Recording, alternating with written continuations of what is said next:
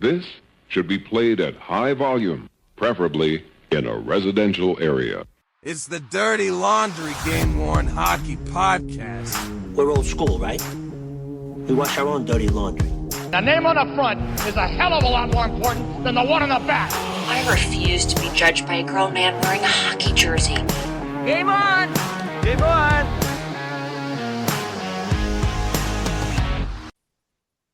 We are back with another episode of the Dirty Laundry Game-Worn Hockey Podcast, episode 131. We are flying through the numbers.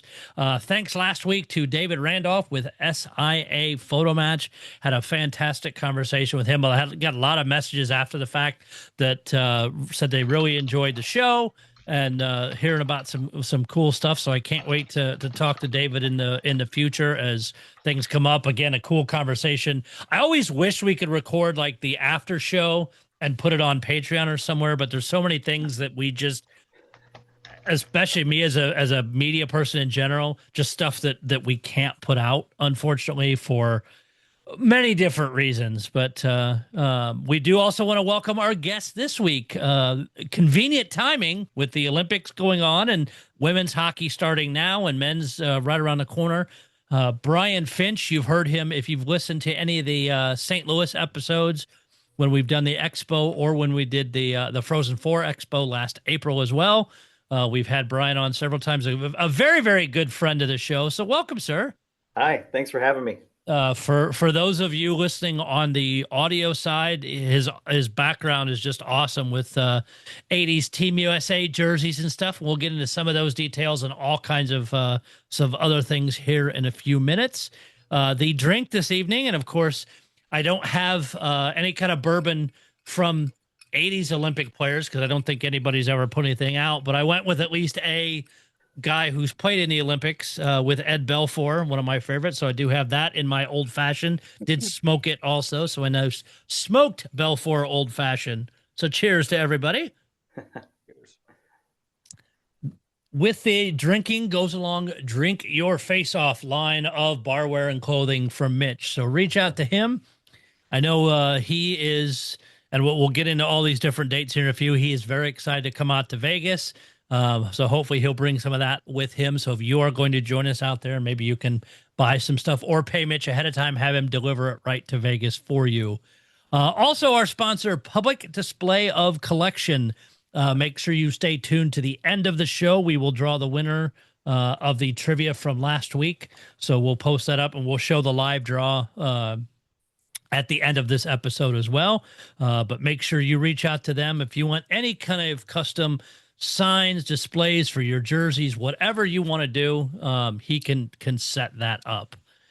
First of all, we have Paul with the list of upcoming expos because man, we've got some coming soon.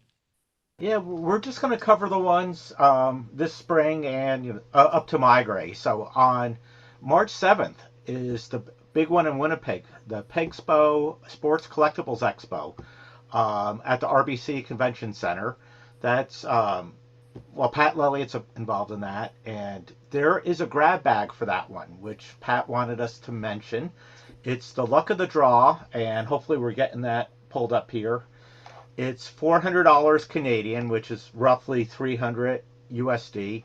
The problem, if you purchase in the US, well, first off, you have to email Pat, and the email address is on there, jetsgameworn@gmail.com, because the Jets website or True North, is not taking any orders from the U.S. So you'll have to email him, and they'll PayPal invoice you. And the unfortunate part is they will charge you the tariffs and stuff. They have to prepay before they ship to the U.S. How this thing works, 30 jerseys, they start drawing from a hat or something.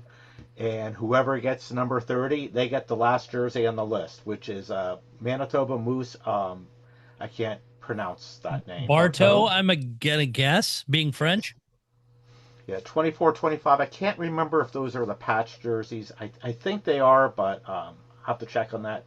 So there's 6 Moose jerseys in there, and then you start getting into the Jets game worns, and there's some really nice stuff in there, especially with the grand prize being Hellebuck away playoff jerseys from last season. Morrissey, Cole Perfetti, Ehlers, Pionk. Um, it's a really good list. And they list if it's heritage, away, or home, which is nice. I mean, if you go to the thing, and I'll put the link once we post this up, where you can go check it out too. Or if you're watching on video, you are seeing the list up here right now, and that is a very solid list. Yeah, and it should be. It's right there on the Moose. They have the 25th anniversary patch, all of them. So they're all from last season. Everyone knows my issue. A lot of these are fanatics. So God forbid I win something other than the 22. Hey, there's 22, 23 ones in there. You'll be all right. Yeah, and there's a Couple of them. 23, 24. That was still. Yes, yep, you're right. Yeah, those 2 years. So you are covered if you pick one up. So I get a handful of that or the Moose, or otherwise I'd have to trade it. And I know Justin Walden would be happy to trade because. Right. Yeah, if you get the Hellebuck, I'll be happy just to take it off your hands for your $300. Oh, I'm sure you would be. It's I guess. Well, and that's probably the Hellebuck. Actually, I'm assuming, I don't know how many sets they wear in the playoffs, but one were helped knock us out of the first round of the playoffs last year. So we don't have to worry about that this year. No. But I will say that is a hell of a price to get a solid Jets jersey. I mean, that's not a big risk there. Yeah, I've done this in years past, and I've always been happy with what I've ended up with. I think last year I picked up an Iafallo, and then Justin traded that for a Heritage for me, which I think it was Kopp I ended up getting, former Michigan player. So anyway, reach out to Pat if you're in the U.S. you want to enter. If you're in Canada, go ahead and enter directly from the website. If you're from the rest of the world and you want to ship, I have no idea. Probably reach out to Pat. Yeah, Pat will help you through the process for sure. Yes. So yeah, and like I said, they'll get your PayPal invoice. They'll make it work. So that's March 7th up in Winnipeg. March 14th, we have the big show in LA down in Arcadia. I'm looking forward to that. I think Mitch is heading down to the show also. We'll have our the LA folks again. It's gonna be a great time. Looking forward to that. March 28th, I can't make this trip work, but that's Nova up in Francis's show in Virginia. Wade, you're going to that, right? Yeah, if everything leads towards it, yes. Excellent. That's what I thought. I was pretty sure you'd be there. So that's one of my favorite ones. I love Francis, and puts on a great show. Yeah, yes, he does. So one of these years, I will make that one. That's on my list. April 11th is our big one in Vegas that we mention every week. Looking forward to that one. Barracuda Wrestling, Frozen 4. Hoping Michigan's there. Hoping Michigan State is not. And it times out right too on Saturday or close anyway, because the game's at 2:30. So one thing, the expo starts at 7 a.m. That will be an early day, but it'd be cool. The championship game starts at 2:30, and then the Silver Knights game is at 6 or 7. I believe. I think it's 6 o'clock for Saturday. But I mean, that's, if you can fit it in, that's a lot of hockey in one day. Yeah, and it's not too far to get to the rink for the Silver Knights. The biggest concern is if it goes into overtime, and who wouldn't want sudden death overtime in the finals? Oh God, yeah. Yeah, so it's looking forward to it. It's going to be a great long weekend. Yeah, some of us hanging around through Tuesday to watch the Golden Knights play Monday night. I'm just excited to see their pregame stuff there. Oh yeah, have you been to a game there, Doc? I have not been to Vegas since I was 21 years old. I'm 47. So that would be a no. Right. The long way to say no. Yeah. Yes. No. It is.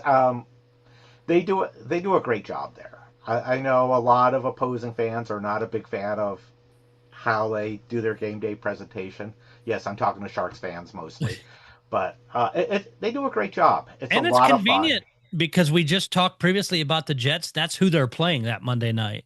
So. Yes, Monday night they're playing the Jets, and then there's Wednesday there's a game against Seattle if people stay even longer, and we can work out stuff for that. I'm looking forward to it.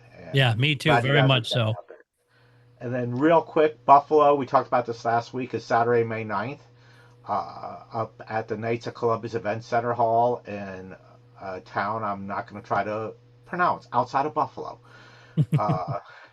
And then what else? We have we'll talk about this more later. The My Gray Expo, they announced the date a while ago. That's Saturday, July 11th in Branchburg, New Jersey, as usual. So and then we start getting into the, Wade show in the fall, South Jersey, and we won't go over those today. It's time to start as we planning for that. progress farther in, we will touch on those, and if new ones pop up or dates change or whatever, we'll keep all of those current as possible. Yeah, so cheap. Yeah, time to get cheap flights and stuff. But looking forward to a few of these. So thank you, Doc. They're coming quick. I mean, we're 2 months from Vegas right now. Wow. Hey, can I throw in a quick general plug? Of course you can. For no specific expo, but expos in general. For your millions of listeners out there, if you haven't been to an expo, do it. Do it. At the end of the day, we all chase stuff and we're building sets or player focus or whatever, but it comes back to relationships. And I honestly can't remember how I got involved with Wade's Expo, but I did. And I set up just so I could be next to a buddy I hadn't seen in a while to hang out. So I was kind of paying Wade to go hang out with my friend for a couple days. But did it 1 year, went back the next year. It was fun just to interact and tell stories. There is a collector that I had been trying to reach for years, and just could never, different time of life for him. Things are changing. And I think it was year 2. I don't know if you remember this, Wade, we've talked about it, but the second year expo, I was actually talking to Doc on the podcast, almost talked too long. And I go back to our little setup, and a buddy of mine was standing there. He goes, "Hey, there's a guy that wants to talk to you."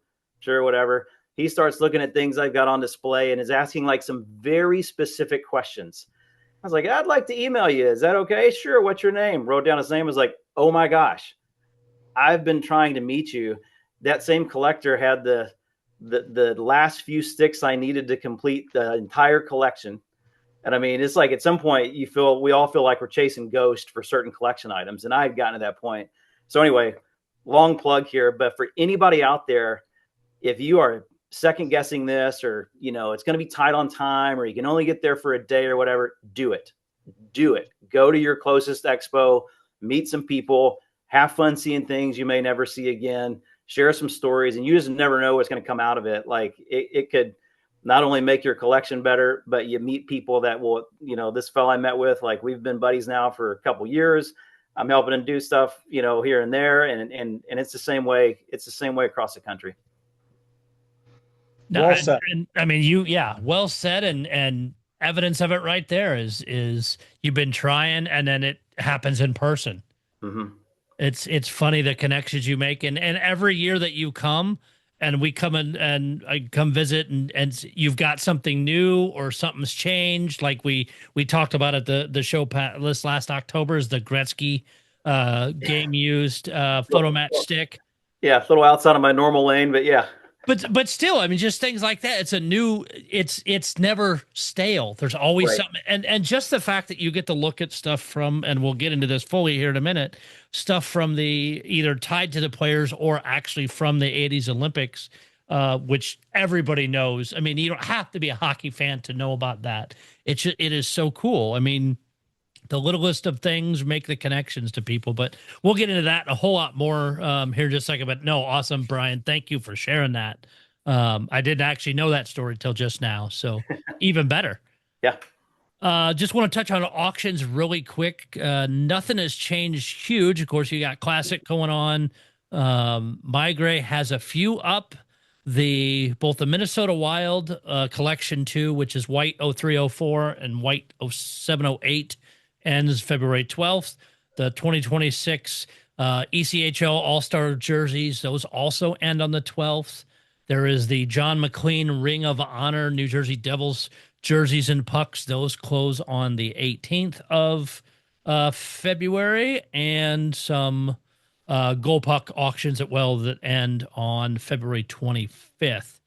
From NHL auctions, the only Stadium Series auction is still going on. I just wanted to touch on one piece of that changed because we talked about it last week, and maybe they listened to the show and decided it was a better idea.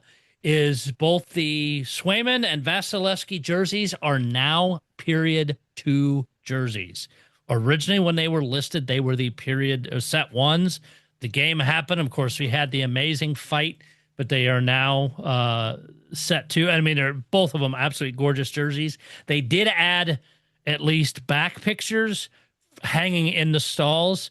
And what's cool is it must have been just before the game started because you can see the tracking tags still in the neck and stuff, or unless they show up with that, which would be badass, but I know they won't. But in the description, it talks about being worn in the second period. The only other piece of this that bothers me a little bit is it says up to 6 weeks to ship it. And that's a long time, but whatever. They always take forever. NHL auctions takes forever to get your stuff. They do. It just drives me nuts. I mean, you've got them, get the payment, get them shipped out. We do have 2 other auctions to touch on. Let me share the screen for one of them because Paul's more of the expert on this. And that was the same weekend. That was a Saturday, the same weekend as the Stadium Series. But this one will also get at least partially expensive. Oh, yeah, it's already started getting there. So Penn State is auctioning off their one-game wonders from the game against Michigan State in their in Beaver Stadium.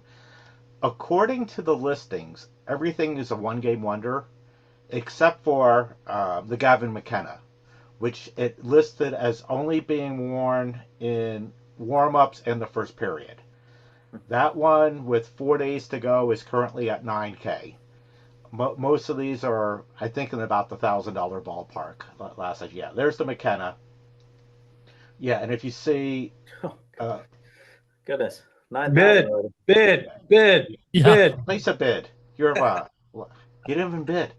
Yes, worn specifically during warm-ups and the first period of the game. He's the only one that has that added to it. I know, at Michigan, our first, well, actually, it would have been our first home outdoor game, the Big Chill against Michigan State. They wore 4 jerseys that game. Yeah. Warm-ups, first, second, third, and the players kept one. One was auctioned off, and others have ended up in hands of collectors or other people. I know the other outdoor games Michigan has played in, they've only worn 1 jersey, and a lot of those don't go to the players. They end up to collectors. So I don't know what Penn State did. I actually don't even know their outdoor history, how many times they've played and stuff. So I got to admit, for a really simple design, that's a great looking jersey. Yeah, I hate to say it, but it actually is. Yeah, sometimes less is better. Yeah. Who's the maker of that jersey? Their pictures to zoom in aren't fantastic. Let me see. And they actually have set stamps in them, which is kind of nice. Cool. But you can't. Is there a picture of the back of the jersey? Yeah. To me, it looks like EPS. The start of that. Yeah, it doesn't have an outer like. Unless there's something down on the hem that we can't see. Yeah. That looks like, if you look at the number 93 there. Uh-huh. Oh, that's interesting, whatever that pattern is.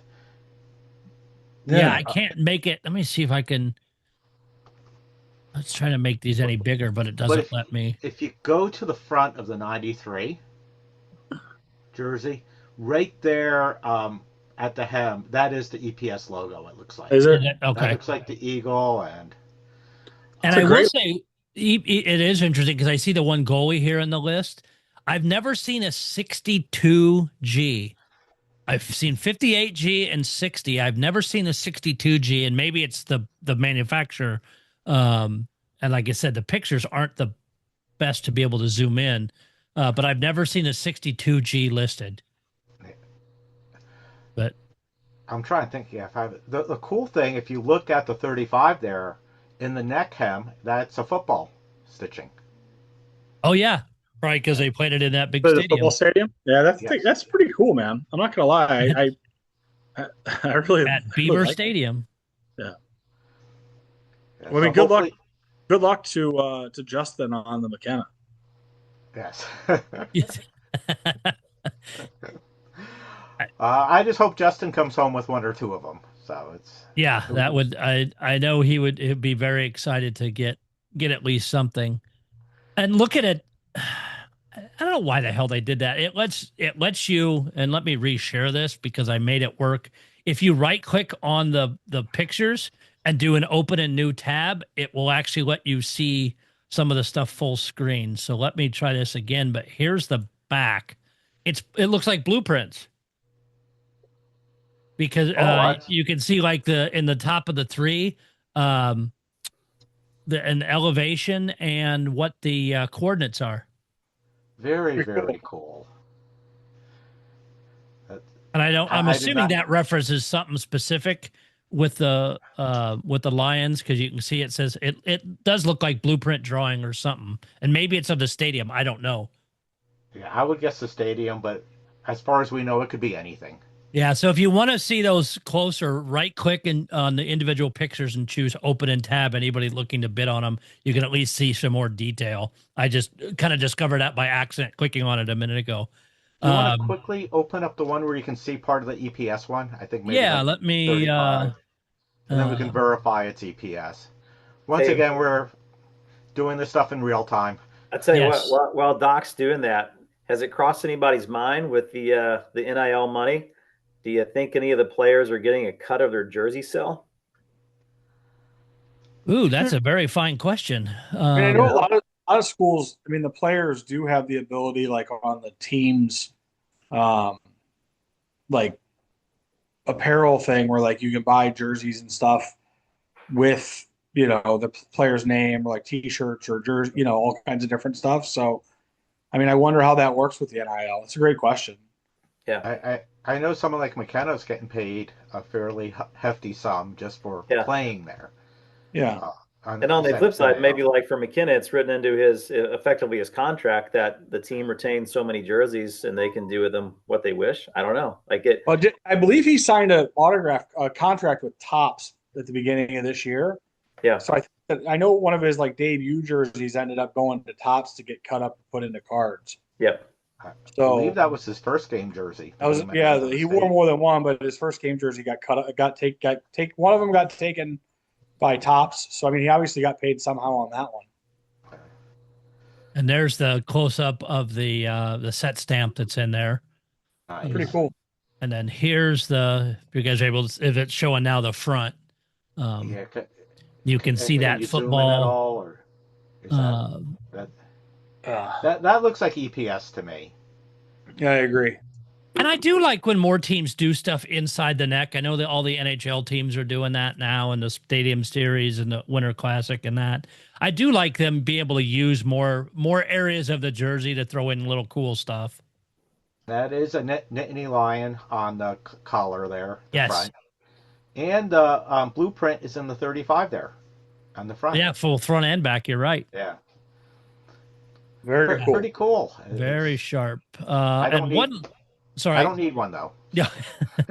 One last auction, and then I promise we'll get to Brian and all his amazing knowledge. Is the Team Canada Olympic jerseys are out there for auction. Reasonable-ish prices so far, especially the fact that nobody's played a game yet of the men's side. But something you should be aware of, and again, I appreciate that Hockey Canada is upfront and clear in the description. And I just grabbed Darcy Kemper's as the first one. You're bidding on a Darcy Kemper game-worn Team Canada red or white jersey worn during the men's hockey tournament 2026 Olympic Winter Games of Milan. This jersey includes player name and number on the back and is game issued and game worn, but will not be autographed. Jersey of letter of authenticity will come from Hockey Canada, identifying the games in which the game or games in which the jersey was worn will accompany this item. So you don't know what you're going to land. The only, and we talked about this a little bit before the show, and I think it came up in the past, is, and they seem to work with people, is if it's going to be an issued and you're going to pay a crazy amount, I think they give you some options. So be aware of that. But those do have for them. Like this wasn't like a shocker. Like nobody broke news on this. No. And I love that they're upfront. There's 12 days to go on this. Better to be way open and say, this is how we're doing it. So there's no surprises. I think that also really protects, like, let's say you pick a goalie and it's bench worn, right? I think that's I think like when you think about it, there's obviously be guys that are scratches, guys that don't play. Each team carries three goalies. God forbid your goalie's the third guy. I think it's pretty smart the way they do it because, here at the end of the day, they're not promising anything. They're saying, hey, you're getting a jersey that was obviously issued and or worn to this guy. This is the guy you picked. Hopefully he plays in the game and you get the one you want. Wait, doesn't it say issued and worn? I think it's issued or. Let me pull it up again, and I will pull up just a couple numbers as I'm getting ready to open this. Sidney Crosby is already at 29,000. Celebrini's at 6. Let me pull it up one more time. Jersey. The jersey includes a player's name and number on the back, and is game issued and game worn, but will not be autographed. And then the up above piece said, you're bidding on a Macklin Celebrini game-worn Team Canada red or white jersey. The little game issued and game worn is kind of interesting wording. I think that protects them on the bench worn stuff. Yeah. I mean, I've dealt with it. I dealt with it just because of my collecting Ryan O'Reilly. I mean, I've bid on this stuff before and dealt with that, and at the end of the day, it becomes one of those international jerseys aren't a focus of mine, so it's nothing that I'm like dying for. I have a few, obviously, but I think that there's a different collecting base for this stuff, in my opinion, because there's a lot of people that do collect the international stuff a lot heavier or harder rather than the NHL or AHL or whatever else. So not abnormal, I guess. And with this auction, there's one other thing. If you scroll down a little bit farther, it is both the men's and the women's. Oh, nice. Here. So both of them are in there. And some of the women have some really good bidding going on them as well. So across the board, and there's still some that are only 750, 800 on the men's side, and then others are already through the roof. So it just depends on who you want. That women's bidding probably happened before the results today. Right. I'm hoping, and again, I've not been able to find anything unless you guys are aware of something. I've just missed it. I haven't seen anything out there. And Brian, maybe you have some knowledge as how Team USA is going to be doing their stuff. I don't on the current stuff. They've been a little all over the board for years. They didn't let their stuff out and kind of acknowledged they were sitting on things like even going back to the 96, World Cup of Hockey jerseys and stuff like that. Then they did sort of a big collection dump at one point and or archival dump. So not sure how they're going to do it this time around, but I don't know that there's any particular methodology based on what I've followed. However, they just decide to do it. Right. Well, hopefully those show up soon too. But yeah, if you're looking at Team Canada ones, they are out there, and you got 12 days. So with that, and going right from that Olympic auction into one hell of a Olympic historian, Brian, let's start with your background first. Is just how did you kind of get into this, and what is your general background or your collecting background? Yeah, well, thanks for having me. Excited to do this. I enjoy your show and your podcast, and I've had the pleasure to meet each of you personally, if not several times, and always had good experiences. So appreciate you guys and what you're doing. And I think it's neat to kind of find a little niche here. I feel like you're the trendsetters. We're starting to see some other podcasts, get going, like Game Worn, the Migrays doing their thing. And you get auction houses that are kind of doing their little mini hits. And you're at 130 some odd episodes. So, keep it up, first of all. Anyway, my background, I actually from Kentucky, didn't grow up in necessarily a hockey hotbed of the country. Grew up playing roller hockey. I consider myself to be sort of the Gretzky generation that nobody knew about hockey where I was growing up until Wayne Gretzky was traded to the Kings and rollerblades were cool. And so I was an inline hockey guy, relocated to St. Louis as a young married fellow in my early 20s and had a neat kind of career path here. But I was always a Blues fan. We had a family in the St. Louis area where we live now. And so we would come to Blues games when I was sort of getting into hockey. And thankfully, that foray for ice hockey to me was I remember watching a game one night with the Flyers on ESPN. Couldn't tell you much about the game, but I remember Rod Brindamore was playing, and I thought his name was interesting because it had an apostrophe in the name on the plate. My parents were pretty cool about that and saw that this was something neat, so they took us to games at the old barn in St. Louis. I actually have, so before I really got into game used, the very first game used collection piece I ever got was this Blues practice jersey in, I think, 1992 at the old barn. Oh, wow. St. Louis Arena. I couldn't tell you. I could probably figure out who was 35 in 92 if there was a 35. But anyway, they would, I don't know if any of you guys remember this, but they would just put up like an 8-foot table. It was kind of like a yard sale, but game to game. And some nights might be some real gamers, and other nights it was stuff like this. I think we probably spent like $25 on this or something. And so anyway, I've always held on to it. Like everything I've ever done, every move we've ever made, I still have this old green, practice jersey. So anyway, kind of fun story. So yeah, I sort of stepped away from the one jersey, but was a baseball card collector. Followed that through college. It was just a nice outlet for me as you're, kind of learning who you are and finding out about yourself. And I think like most folks sort of deviated back to game use when cards were cutting up bats and jerseys and, stuff like that. Came to a show in St. Louis with my dad just for grins and giggles. He grew up a Bob Gibson fan, and Gibson was signing autographs. And so my brother and I gave him a Gibson autograph so that he can meet his hero. It was more just to get up and say, thanks, Mr. Gibson, than it was to get an autograph. And at the show, there was a vendor who had a barrel of game used bats. And I remember pulling one out, and I was like, this was really used in a major league game. Like, how cool is that? Bought one of those bats. It was the Delino DeShields bat with a nickname on the barrel. They called him Bop, B-O-P. And that's what he had on his bats. And I just thought that was fascinating. And from there, throughout college, I was like the weirdo in my college apartment that I had like a corner of bats and, a couple jerseys in the closet and stuff like that. And it kind of just grew from there. And if you want to talk about what that grew into, and actually, I think also kind of tunnels into what we all do. And if you can't or don't want to get into that, I totally get that too. No, absolutely. So, after graduating college, I have the very marketable background of I started school as a music major and finished with a communications degree. So a little bit of a swing.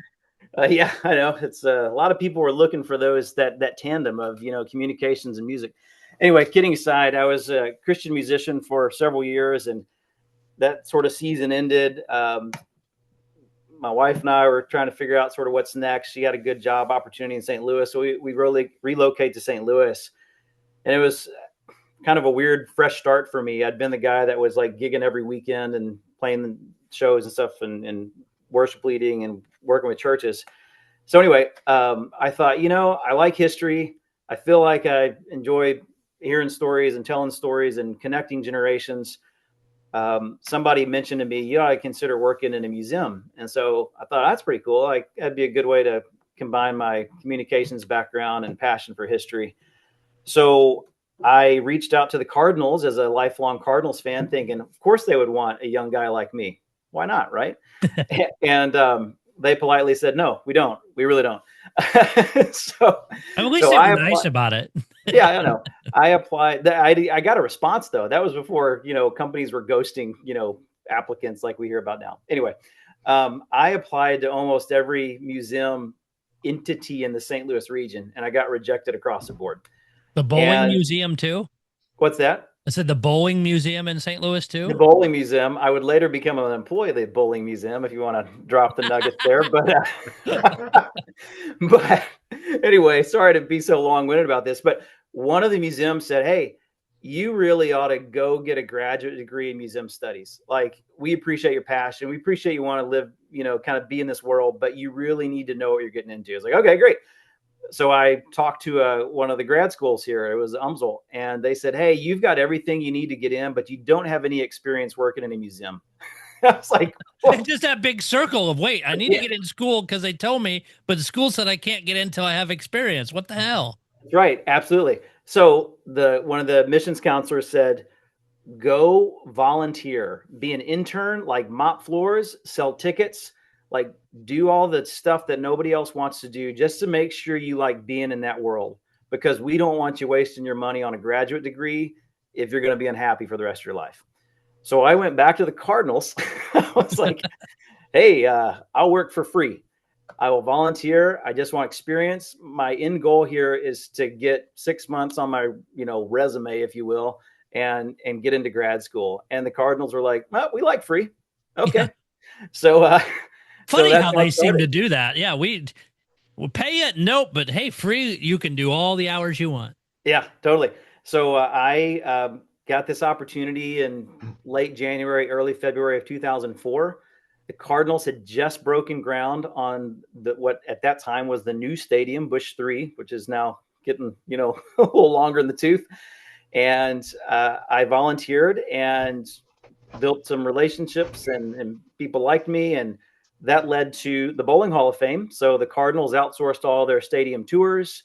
And the Cardinals Museum, the Cardinals Hall of Fame Museum, was inside the International Bowling Hall of Fame, which was right across the street from Busch Stadium in downtown St. Louis.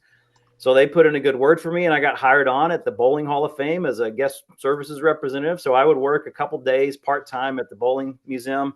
I would volunteer 2 or 3 days at the Cardinals. And that really kind of parlayed into 6 months later, the Cardinals offered me a full-time job. So at that point in my collecting journey, I'd already kind of been dabbling with auctions. So I sort of knew how auctions worked, like major sports auctions, catalog auctions. I was very familiar with, comping out items, trying to build a database. I had, just used some hard work of learning how to photograph items and write collection reports. And so I started as an assistant curator, which I thought was pretty big deal. And all of a sudden, I say this with the utmost respect for what it was. Like, I had the keys to the kingdom. Here I was chasing, here's a little bat that I think is cool, from a second baseman to Lino to Shields, to working with Stan Musial's final game jersey. It was wild, but I had the utmost respect for that. Really tried to prove myself in that world. Never went back to school to get a grad degree. Just kind of got the on-the-job training. Stayed with the Cardinals 2004 to 2021. So got to see some incredible stuff. Got to help open a new stadium. I got to close down the first one. So I helped out with the auction of Busch 2, and actually was responsible for inventorying everything in the ballpark. Oh, wow. That had to be fun. Yeah, you guys sold urinals and trash cans. I'll never forget it. We did. And I was part of the inventory process for every one of them. And we did the Fred Bird's garage sale at the convention center in downtown St. Louis. So I was part of that. Worked with Leland's to help create the catalog portion of the auction. So I got like an inside look, like right out of the gate, into how the businesses work. I really built equity with the Cardinals ownership team. They maintain a collection that is, as far as I know, the largest privately held single team focused collection in the world that the like a professional sports team owns. When I left, they had over 24,000 artifacts in their collection related to Cardinals baseball and the history of baseball in St. Louis. They probably had an additional, I can't remember specifically, but I want to say somewhere between 50 and 100,000 sort of 35 millimeter negatives or positive, film slides. And when I left in 2021, we were probably somewhere in the like 4 million digital images collection. So, when you're talking last week with your guest about photo matching, it's like with all due respect to those folks, like we were doing that before it was cool, before we knew it was called photo matching. Were cutting edge back then. Yeah. And one of my first jobs, not to get too long here about the Cardinals, but at Busch 2, there were rooms in the lower level, like, so you had where the clubhouse was, and there was a room that was next to the original racquetball court, because it had a racquetball court in it from the 60s. And it was our photo archive room. And we would buy collections of Cardinals photographers that had come to retirement age.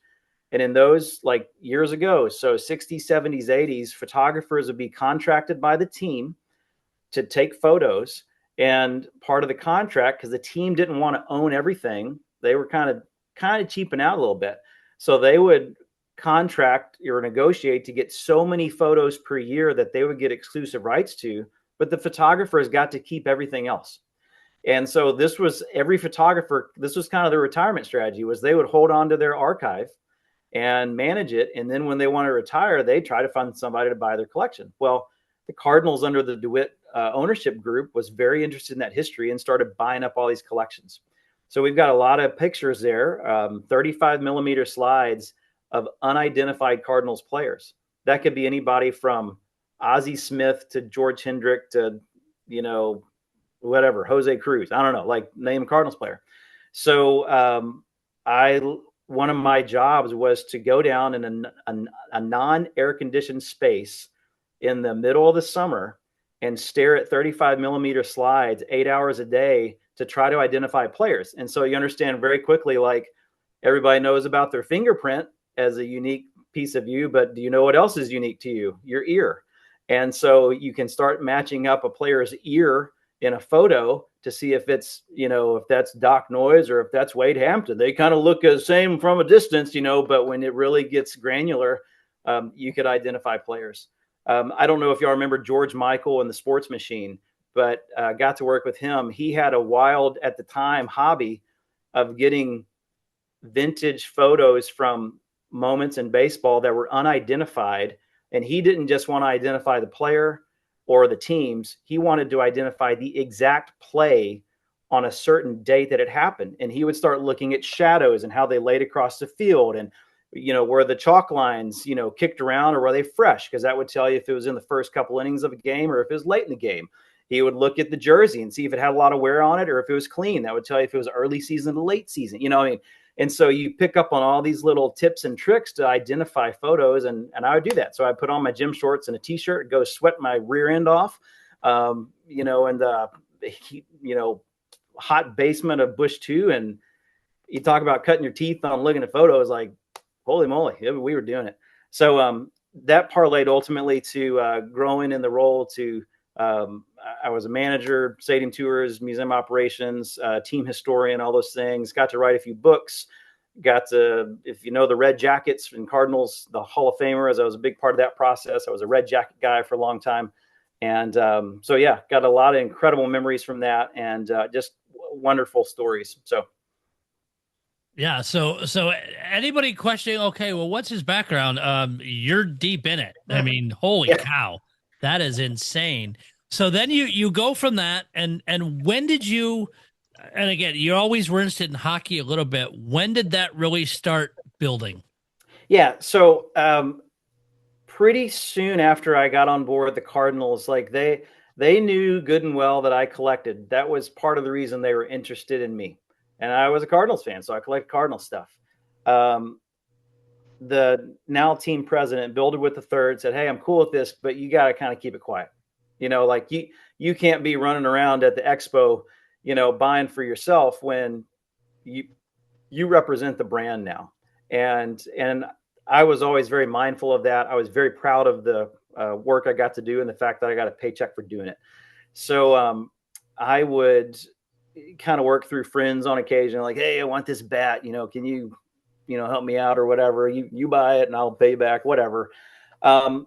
But it got to a point where it was a little taxing and really it's like, I just need an outlet that is interesting for me that I don't have to worry about that. And I had always had a fascination with the Olympics. My kind of pathway into Miracle on Ice was I actually started by collecting blues sticks of players that played in the Olympics. And that was a pretty short list because, NHL players weren't allowed to play until 98. And so I had, Oshie and Backus and, there are later ones, Brett Hull, played in 98, stuff like that.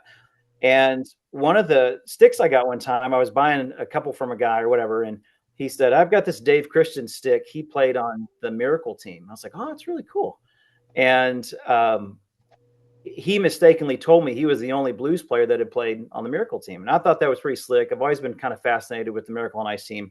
Come to find out that Bill Baker and Mark Johnson also played for the Blues. And then I was like, well, I want to get sticks of those guys too. Like that's just super cool factor, with all due respect to Oshie and Backus and even Hole, it's like the Miracle team is the pantheon of greats, right? A good and I don't think if you asked both of those guys, they would agree. Even with what Oshie and them did in the Olympics, Yeah. I think they would agree 100%. Well, and they, I think I've heard Brett Hull say this, like they sort of stood on the backs of giants in 96 when Hull was part of that World Cup of Hockey, champion team. They were the ones that some of them were introduced to the game because of the Miracle team in 1980. So, you stand on the backs of giants, I've heard Jack O'Callahan say that a lot. And so anyway, a buddy of mine, Wade knows him pretty well. In fact, that's how I met Wade, Jeff Scott, which I know this will air later, but today's his birthday. So happy birthday, Jeff. But, perfect timing. Jeff is a baseball guy, collected. He's kind of gotten out of it a little bit now, just, getting into retirement and enjoying some of the other fine things in life. But he collected team sets of Cardinals game used bats from championship years. And I was always just like, okay, so think about that. He would go after like the 1982 Cardinals and want a specific bat specific to 1982 from every player on the roster. And I always thought like, oh my gosh, that is just so amazing what he's doing. I can't even comprehend it as a young 20-year-old, whatever. And so anyway, back to the Miracle stuff. I mentioned to him, in passing, I was like, man, got Dave Christian and I'm looking for Mark Johnson. And he goes, why don't you go after the whole team? It's like, what do you mean, sir? Like, I don't know. And what do you mean whole team? And so it was a good opportunity for me to sort of like, hey, this is something I can do. And, it mixed all the passions together. And so it's taken, frankly, about 20 years since I really focused on it. But I went after a team set of sticks this past year. Was delighted to be able to complete the collection. They're not all specific to 1980. Some of them are just, crazy hard to find.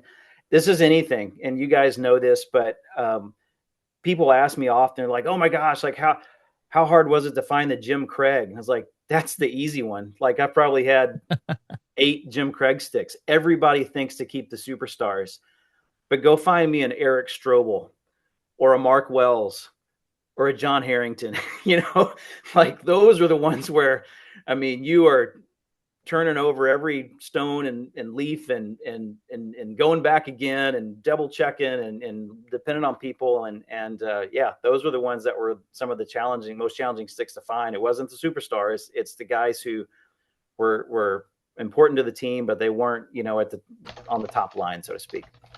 And I remember you telling me this story, I think this past fall. One of the players who played in the 1980 Olympic game never played again, and you were able to track one of his down. Yeah, well, one of those players is Mike Eruzione. That Eruzione, there was a little bit of I wouldn't call it a loophole, but basically, if you didn't play at a certain level of professional hockey in 1980, by U.S. standards, you could still be considered an amateur. So Mike had played, I think, a season or part of a season with the Toledo Gold Diggers. I'd have to go back and, find that. But I know he's with Toledo. But he goes and plays for Team USA in the 1980 Olympics, has this really pinnacle moment. And Mike had the foresight to recognize that it's not going to get any better. And I could go try my hand at the NHL, but I'm never going to be more than like a third or fourth line guy to those teams. Like I may think I'm more. He was a leading scorer at Boston University, but he didn't profile as a top line NHL player. And he recognized that. And so he retired. Like the Olympics finished, he retires. You got the captain of the team who scores a game-winning goal against the Soviets.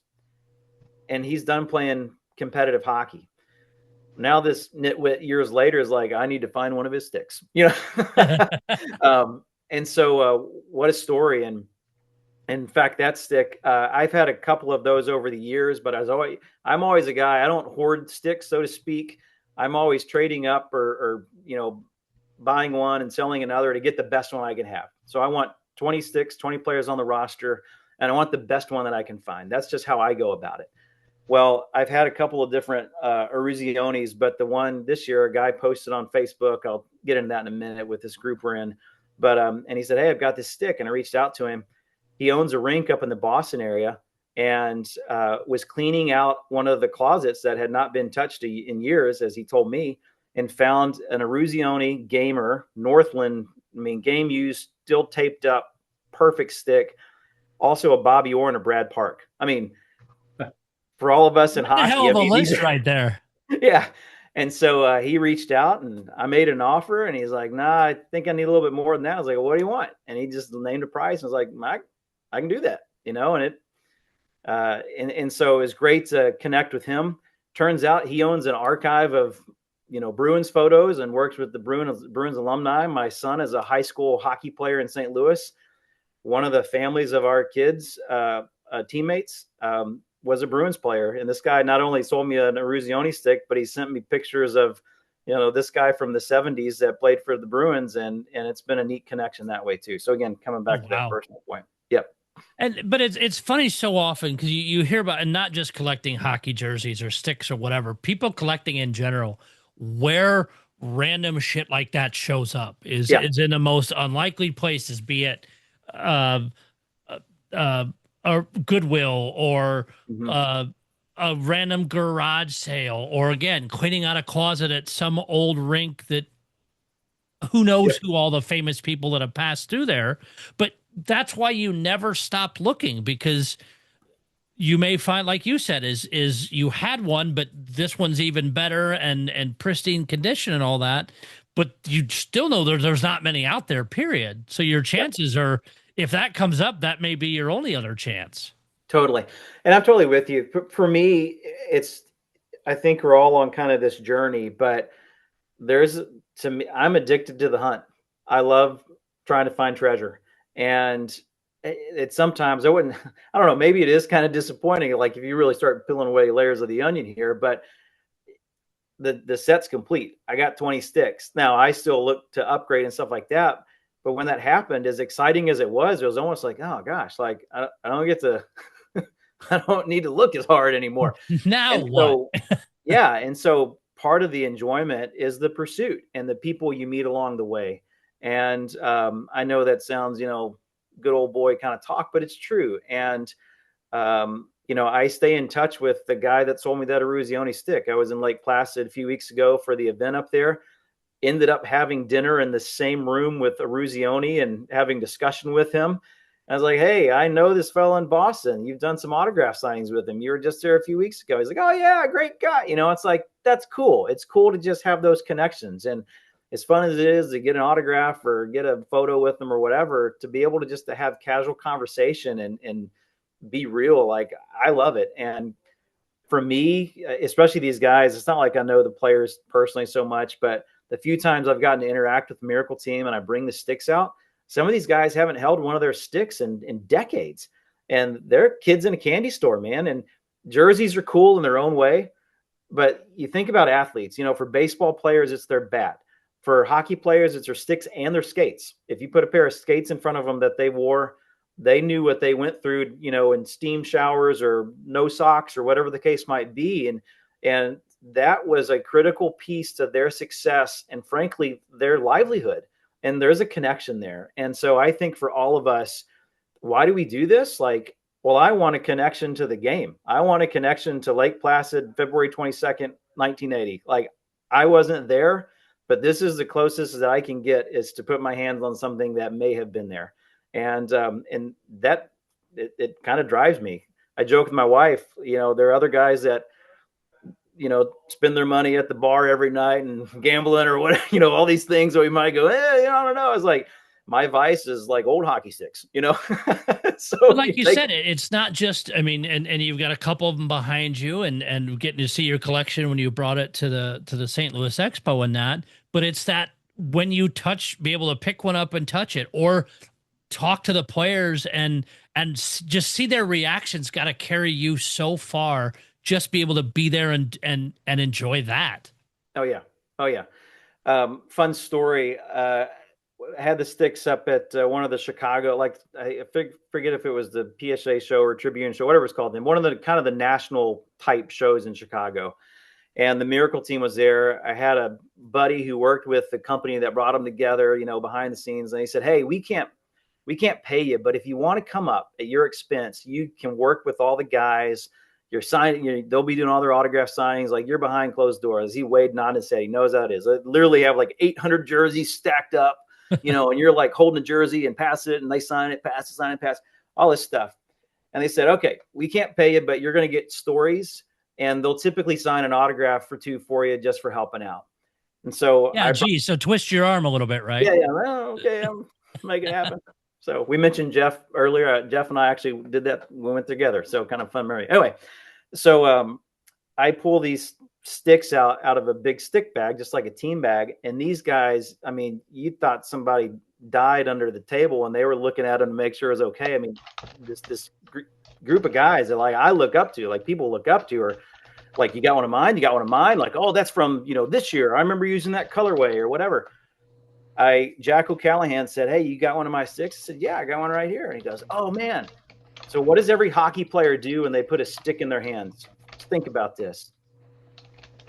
Puts it down and practice a shot to see what it feels like. They do, but what do we all do? We bend on it to see what the flex feels like. Yeah. Okay. O'Callahan leans into this stick, and unbeknownst to him, it was cracked. And I repaired it. Had a hairline crack. Okay. Oh God. So he kind of puts the flex on it, and we're just behind the curtain. Crowd's out on the other side. We're a little quiet on this side.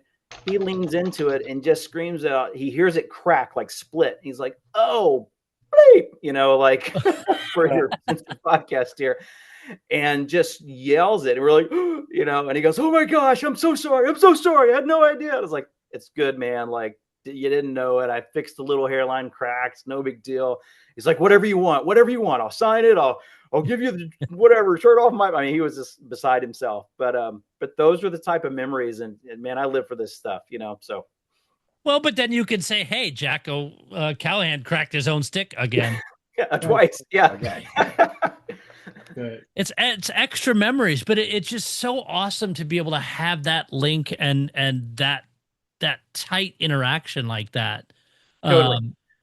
Well, and if I can hit on this, Doc, I mean, of course, having the opportunity to have a hand in helping to run a professional sports team's museum and their collection, look, it challenged me at times because I gravitated to the game use stuff and I enjoyed that aspect of it. But there are plenty of fans that they don't want stinky laundry. They don't want dirty bats and, worn out sticks. But what they remember is like the souvenir popcorn holder or the ticket stub or the program or any number of things. And so that was always like a good reminder to me when people would come through the Cardinals Museum, is like, how do we kind of meet everybody where they are? This is not any kind of, love everybody or whatever. It's just how do you connect to the game? And I know like our goal at the Cardinals Museum when I was there, I'm not there anymore. I sound like I'm a real ambassador though, was we want you to find a connection somewhere and recognize that history still happens every day. Like, go be a part of it. Go buy a ticket and watch a game. You might see a player's debut. You might see a triple play. You might see a no-hitter. You might see a shutout. And it's the same going to hockey games, So, well, maybe the Miracle team's not making any more memories, but I tell you what, there's a whole lot of legs of that story, and there's a lot of avenues to like chime in on. And even with the Olympics, I pulled out a couple things. In 1980, like, they made special stamps. And when you went to the different Olympic venues, the U.S. Postal Service would put, I don't know if that'll show up there. They had different cancellations. And so you could get stamps and you could get it canceled, a postmark basically, at the Olympic arena. So I've got autographed items from the players on that Miracle team with the cancellation of like February 22nd, 1980. Like, this was in Lake Placid on the day they won the Miracle game, and it's like, this is cool. This is cool stuff, So that's what I love about, just sports in general, is that there's something for everybody. There's something at every price point. You just talked about the Sidney Crosby jersey at $29,000. Like, I can't comprehend that. But I tell you what, if you want to follow Crosby, there's a ticket stub out there for you. There's an autographed puck. There's a stick, whatever. So.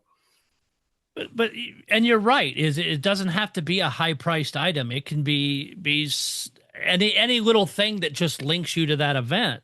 And so besides the sticks, which is an amazing collection, you've also and of course for people watch the video can see it. The audio ones cannot. You've got some of the USA style jerseys behind you. But what are those exactly?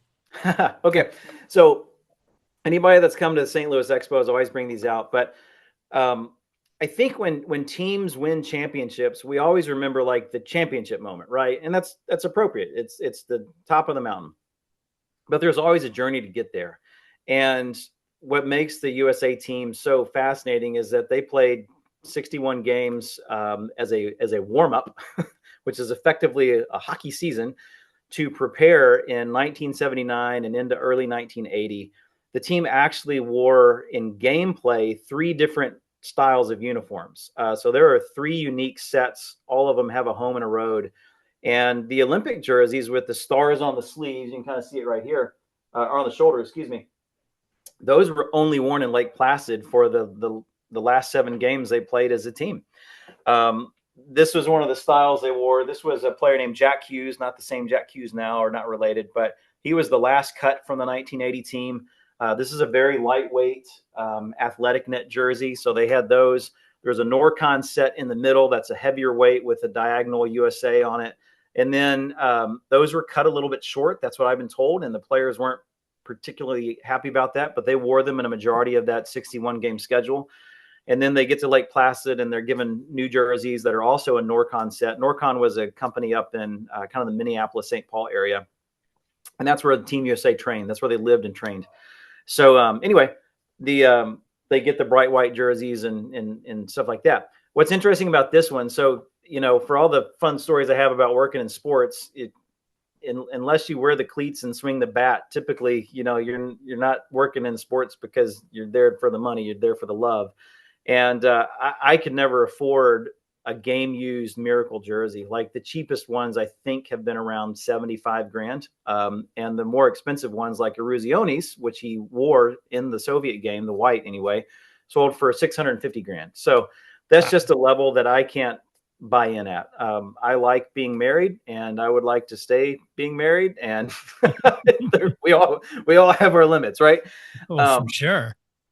But I think when we look at the Miracle team, there are a lot of narratives that come out of it. One of those narratives is Herb Brooks as the coach was a master planner. All right. Yeah, he pushed players to the limit. Yeah, he did the Herbies. Yeah, these things. But he was doing that because it sounds horrible, but it was almost diabolical. Like he had a plan in place and he saw a vision that nobody else saw. And frankly, nobody else bought into. He was looked as the crazy one. And it turns out he was right. Like he executed his plan and he got a number of people to buy in that happened to be 20 players. And they bought in and believed that they could do something that the rest of the world never thought was possible. To get to that point, though, he had to have contingencies. And this jersey here is one of those contingencies. So this is a team issued jersey. That's the exact same jersey they wore in the Miracle game, but for a player named Bill Welton. Welton never played a game with Team USA, but I have pretty good evidence in my, fascination with this team that when when Herb Brooks as the head coach ordered a set of jerseys, he didn't order 20. I think he ordered 31. And I think I have most of them identified, and I've actually found the number of those 11 jerseys that were players that were cut. Welton's one of those. He was a freshman defenseman at Boston University. He was on the short list. His name is referenced in one of the chronicles of the team called One Goal. This book came out in 1984. You can read the background, how this story came together, and he's referenced as being on what they called Herbie's taxi squad. He never appeared with Team USA, but I tell you what, Herb Brooks knew about him. He knew what he was doing at Boston University, and if he needed a defenseman on short notice, that dude was on the short list to get it. This is the Bill Welton jersey in the event he made the final roster. It was a different time. They didn't have overnight services. So Brooks had to put together a list of who he thought was going to be that 20-man roster, and he gave himself a margin of 11 other players. So that's a way that I can kind of buy in and have the jersey, so to speak, without having one that was worn in the game. Trust me, I'd love to have one that was worn in the game, but again, back to the whole finances and happiness and all that stuff. Yeah, the stay married clause. Yeah. Fun little story about that. I was tracking down a Mark Johnson stick several years ago. I'd seen one that I'd missed in an auction, reached out to the auction house. I still remember it was SCP and a fellow named Dan Imler. I'd worked with Dan he works for Heritage now, but I'd worked with Dan on some purchases with the Cardinals. And I was like, hey, by the way, think you could help me out. Like, this stick sold. I'd love to find out, like, if the person who bought it is willing to sell it, like, I'll buy it. I'll give you whatever cut the auction company needs for working the transaction. It took about 6 months. Dan reached out to this guy. He decided he wanted to sell it. We came to an agreement. And so you just never know how you're going to find these connections and where you're going to land this stuff in the pursuit of it. But that's how some of this stuff comes together. And that's how I can, it's been very creative on the process here of, finding this type of jersey or finding that stick or whatever the case might be. And you just got to think outside the box sometimes, whether your finances are limited or your time's limited or whatever. It ain't luck that pulls it together. It's knowledge and it's research and it's effort. So very cool. Do you have any other besides sticks either attached to players in general or like that issue jersey? Do you have any other gear? Totally. So Craig Patrick, who is the assistant coach and of course legend in the hockey world, he has sold most of his stuff. His Team USA gloves were very quietly and discreetly, like, not labeled correctly in a Leland's auction. So I've got his gloves as a coach. Lucky for you, but ouch for them. Yeah. And again, back to that previous comment, like, fun segue. I recognize them. I knew the style of gloves. They're, the CCM HG1s in a certain red, white, and blue colorway. Very few teams use the colorway that the 1980 club did. So when I saw those, I was like, I know what those are. And I remember somebody coming later like, oh, that's so fortunate that you found those. I was like, I knew exactly what they were when I saw them. I was just, and I know there's been a lot of discussion recently about auctions and who do you let know or whatever. Well, selfishly, I wanted them at my house before I told the world, like, hey, I found these. And I'm not trying to poke anywhere here, but it's true. Like, knowledge is power in this game. And the more knowledge you can, soak up, then that gives you an opportunity that other people may not recognize. Well, shame on and again, not bashing the auction house or anything, shame on them for not doing the proper research and maybe it's what whoever was selling it goes, yeah, these are just whatever. And they just took the word without doing any further research on it. Totally. Had they maybe there would have been more info, but you as a deep knowledge base in that field, well, there you go. Lucky for you. Sure enough. And let's not, beat around here. I'm obsessive about this, right? But I think there's a point where all of us as collectors, there's a certain path you get on. It's like, I know if I want to talk Ryan O'Reilly jerseys, I know there's one person to go talk to. It's Wade. Like with Paul, I see now it's like he knows, collegiate jerseys and I don't. And so if I want information, he's on my short list of people. It's like, I got somebody who's asking a question about a college jersey. I'm calling Paul, right? I mean, it's that way for all of us. So, I would never call myself an expert. I kind of get scared of the term, but I'll match you in passion. And there may be bigger fans out there and stuff like that, but boy, I'll scramble and dig deep to find research. So collecting is something that you just hit on something that's really important. Collecting is collecting people as well and collecting expertise. And I think we forget that sometimes. And I think, kind of hitting on what you just said, unfortunately, sometimes things get in the way of that. But, part of the good part of this is collecting those people. And there's unfortunate circumstances where people lose track of that. It happens to all of us. Yep. But you really hit on something that's pretty important. Over the years, I've been fortunate enough in a lot of parts of our hobby to have connected with people who have allowed me to grow my knowledge and the impact I'm allowed to now help other people with. So, huge part of it is we're all collectors of stuff, and I think hobbyists are usually good hobbyists or collectors of people as well. So just wanted to throw that out there because you're right on point on that. Totally. And something I learned in my position with the Cardinals, like it sort of gave me a weird view of the world at times, in that you would see the best of people and at times you would see the worst of people. Absolutely. And something I learned with that organization, and I learned it from the ownership group. It was just like, hey, let's build relationships. But and I hate to put it this way, they didn't frame it this way, but if your end goal is to get a certain item, yeah, like you can't run over anybody in the process, but you also don't want to get run over. So there's always sort of a delicate balance, but sometimes you got to dance with the devil, to get where you want to be. And sometimes you can't work with a person that's overly nice and generous either. Like it cuts both ways. And so we worked very hard to maintain positive relationships with all auction houses, regardless of if they were well regarded or not, because you never know what might come through their doors. And you're like, that's the one we were looking for. I remember, I'll share a story on the Cardinal side, and this kind of speaks to this whole issue. We don't want to dig too deep on the auction stuff, but it kind of speaks to this issue. Okay. We decided at one point to create a top 10 list of artifacts in Cardinals history that we were looking for. And it helped us sort of focus where we were going, focus our, collection spend and stuff like that. And if it is not clear at that point in the Cardinals time when I was there, we would actually pursue items at auction and buy them. And that's not common for most museums, but it really shows just how passionate the ownership group was to tracking and archiving the history of the club. So we had lists like, we want a game used jersey from every Hall of Famer. We want a game used jersey from every MVP. We want a bat from every batting champion winner, all that kind of stuff, right?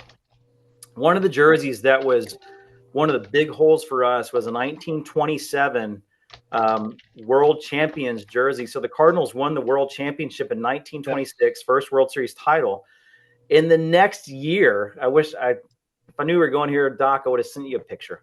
The next year on their uniforms, they put a single bird on the bat on the chest and world champions around it. So like everywhere they went, it's like, here we're in town, boys. You're playing the world champions. These jerseys were not exactly sure the lineage, but suffice it to say, they didn't stay with the team. They became very hard to get. We had more photos of other nondescript, like low-level minor league teams wearing them than we had Cardinals players wearing them in Major League action, like years later. Wow. We wanted one of these for the collection. And this was probably with the team at least 10 years before we even got word of one. It came through Hunt Auctions, and it walked into one of the All-Star Game Hunt Auctions Fan Fest booths. And they were like, you've got something pretty great, let's go get it. That was one of the only times with the Cardinals that we sort of put out the message to all of our collectors that we knew that helped us. Were like, don't you go after this one. If you go after this one, you're going to pay for it on the next. I don't know how you're going to pay, but we're going to make you pay, and so it still cost us a pretty penny. But I'm sure there were some folks that were like, yeah, I want to go after this, but I don't have the resources that the Cardinals do. So I'm going to back off because they'll help me out later on down the road. And we did. And so we never sold anything, but we definitely would provide access for research. People could come down and look at the archives. They could ask questions. I could tell them about jerseys and tagging and styles and whatever you want to know. It's like, I'll help you get the information you need. But for this one time, help us out here. We want this one in our collection. And so that's a good way to show how if you work with people and you treat people with courtesy and respect, it can pay off in spades. And that was such a neat piece to come into the collection. I don't even remember who wore it, but the fact that we got one. And for us at that point in time, we had every style of jersey, maybe not a home and road from every year, but at least every style from 1926 to current day. And then we had some scattered jerseys before that. I mean, it was amazing. It's incredible, the collection that they have. So that's awesome. That is absolutely insane. Do you have any of the Miracle movie stuff? Yeah, totally. So that's a great way for people to get involved. And I should put a plug in. There's a new documentary on Netflix. If you haven't watched it, it is fantastic. I'm not just saying that as a miracle geek. We'll get to movie stuff real quick, but this new documentary, they found footage that a gentleman shot for a promo film and just happened to go to the Miracle game and like, I'm in Lake Placid. I'm doing a promo for the Olympics. His son works with the Avalanche now. The son knew that dad shot this footage and dad kind of had this, I don't know if it was a tall tale or whatever. They found the footage in Texas and at an archival film holding facility. And this footage, when my son, a teenager, watched it, he's like, Dad, I didn't know they had high def in 1980. I was like, they didn't. But that's how amazing this footage is of the game. It is not the grainy, camera one high angle shot from, NBC. It's on the glass. You can see details. You can see puck marks on sticks, wear on jerseys. I mean, it's amazing. What's super cool about this new documentary is they had the players watch it and they filmed them watching this footage, and you get the benefit of time. If they'd filmed this 25 years ago on the 20th anniversary, those dudes were still playing in the NHL or retiring. But now 45 years later, like, it's meaningful to go back in time and see that. And it is, like, I'm not going to lie. I cried. Our family cried. Like I just watched it. And you're spot on. Oh my gosh. Like it's watching those guys. Yeah. Watching those guys see videos of themselves that they've never seen before, talking, being interviewed, like watching their faces react to the whole thing is beautiful. I don't know another word to say besides the fact that it's in your heart. This is, I'm not a miracle collector. I'm not you. I don't do what you do. I love what you do. We've talked about it numerous times. I love the story. I love the thing. But I sat down and watched that the other night and thought of you and thought of people that, it's just a beautiful take on something that you've seen from a couple different angles at a different angle, right? Totally. So I didn't mean to interrupt, but wow, yeah, it's well worth a watch. So back to the Miracle movie. When we say that, we're typically talking about the 2004 Disney release Miracle that had Kurt Russell in it as Herb Brooks. And really, that's if you really think about that movie, like, yeah, it talks about the team and you see certain players, have big roles, but it's really kind of a biopic on Herb Brooks, right? It's his story. And I think Kurt Russell played him very well. Never had the chance to meet Herb Brooks, but I've gotten to work with a lot of people who have. In the movie there, they use 3 different styles of Team USA jerseys. There's the white that mimics the Olympic style. They have a navy jersey. They had muted colors on this, so you can see it's kind of a gray instead of white. And the filmmakers did that to evoke sort of, the dreariness and the road warrior mentality and this 61 game buildup to the Olympics. Like true fact here, of those 61 games, only 12 of them were home games in Minneapolis. I mean, these dudes were on the road, and they did it to raise money so that they could get to the Olympics. Like, it was all fundraising. So there's some, I'll get back to that in a second. I get sidetracked too easily. Anyway, so in the movie, the Ginseng style jerseys, these navy ones, the royal blues. So when they went to the Olympics, they're either wearing the Royals, the royal blue or the white. And with the movie jerseys, you can find them. I just found one on eBay just a few weeks ago, one of the other teams. I've decided to chase the visiting teams now. This Romania jersey popped up on eBay. Guy didn't know what he had, put a wildly high price on it. And I just reached out and I was like, hey, this is not a legitimate Romania jersey. He thought it was. I said, but it's got the AIS tag in it. And that's a company that makes jerseys for films. I don't know if that's shown up very well. Oh, yeah. Yep. But anyway, and this is a jersey from the Miracle movie. He responded, he's like, oh my gosh, thank you so much. And I was like, and I'd offer X number of dollars for it, And he's like, that sounds great, And so I said, well, what's your backstory? Where'd you get this? So I was hoping for something good. Like, my dad worked in Hollywood, found it at a thrift store in Minnesota. Who knew, right? The fact that it even made it there. Yeah. So anyway, little fun about so in the movie, there are, for the USA jerseys, they made 6 jerseys for each style. So every USA player actor, so Mark Johnson's character had 6 whites, 6 royal blues, and 6 navy blue jerseys. And they did that for continuity, because if there ended up being a big gash across the front of your jersey, they did some real hockey play. I think that's what makes a movie so great. They couldn't have a jersey, with the big puck mark, under the S, when they were going to film with him the next day. And it may have, maybe same style of jersey, but not in chronology or whatever in the real story. So they were constantly putting them in pretty fresh jerseys to keep the continuity together. So for anybody that wants to kind of have a connection to it, like, these movie jerseys are a great way to do that. They pop up on eBay occasionally. I help manage a Facebook group. We can talk about that in a minute. But we just had a fella post a Bob Suter Miracle jersey in there this past week, and it sold. So you can find them, and it's a great way to add a little bit of Miracle on Ice to your collection without having to spend the $75,000 on the game worn one from 1980. So. Yeah, tell us a little bit about that group and kind of what all shows up in there and kind of how that whole process works. Sure. So back to my interest in Miracle on Ice, when I really got chasing these sticks and kind of getting involved in Miracle stuff, I'm going to say some things here that I'm sure we'll all kind of smile and nod together. But the way to connect online at that time was the GameWorn.net forum. Does everybody remember GameWorn.net? Oh yeah, all of us were part of that. Yeah, I had the auction company, all that kind of stuff, and so I connected through there. And I've never been super big on social media, but it seemed like there was sort of a migration from the old forum mindset to when Facebook really got going, and not just Facebook, but when Facebook started their groups. And so you started seeing less interaction with the forum, the traditional forum, and more interaction with Facebook groups. So I kind of begrudgingly joined Facebook.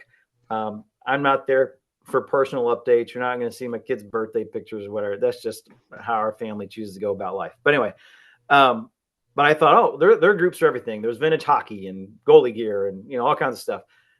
Well, where's the group for Miracle on Ice? There's got to be one, right? And turns out there wasn't. So this was probably a year. It took me a while to kind of get in the groove, but a year or two before COVID, I just started a group, 1980 Miracle on Ice or whatever, Lake Placid stuff. And I was just determined that it was going to grow organically. I wasn't out to have the biggest, whatever hockey group in the world, but I wanted people that were interested in learning more about this. And I wanted to share some nuggets and stories. And hopefully, like, selfishly, I was hoping to find some sticks along the way too. And we stayed like a very tight little group that was very inactive for a long time. And then COVID hit and it exploded. I mean, just absolutely exploded. We're just at like right around 3,000 members worldwide. We've had players who are members of the group. Mark Wells, who passed away a year and a half ago, he was a member of our group. We have family members. One of the Russian players' sons just joined our group who played against the USA. And we get people from all over the world. It's a great group of people. Some incredible friends have come out of that, guys and girls that I never would have met otherwise. And yes, I have found a few sticks. Coincidentally, I found a Mark Wells stick through that group. That was one of those diamonds in the rough. And if you want to hear about that in a second, we'll come back to it. But it's been a lot of fun. And it's a neat way to connect. I mentioned all the different ways. That's what's great. Like, people know I'm a stick collector. There are other guys that go after the real jerseys. There are folks that go after medallions and coins that were made from the Olympics and ticket stubs and programs and autographs. And they're tracking the next autograph signing for a player that played on the team. And it's just really a fun way to interact. And we've just been having threads talking about the documentary and what did you think? And did you see anything you didn't know? And, that kind of stuff. So it's a cool way to interact.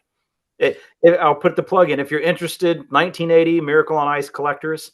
You can see the logo in the background and on the shirt here, but we have a guy that does licensing with USA Hockey. So we have an actual USA Hockey approved logo that gives us permission to say Miracle on Ice collectors. And I've made more wild connections through this group and had, some just ridiculous experiences because we're all interested in the same thing and you never know who's connected to who. So. What's the most interesting piece that's come through that group, either just being shown off or being sold? Great question.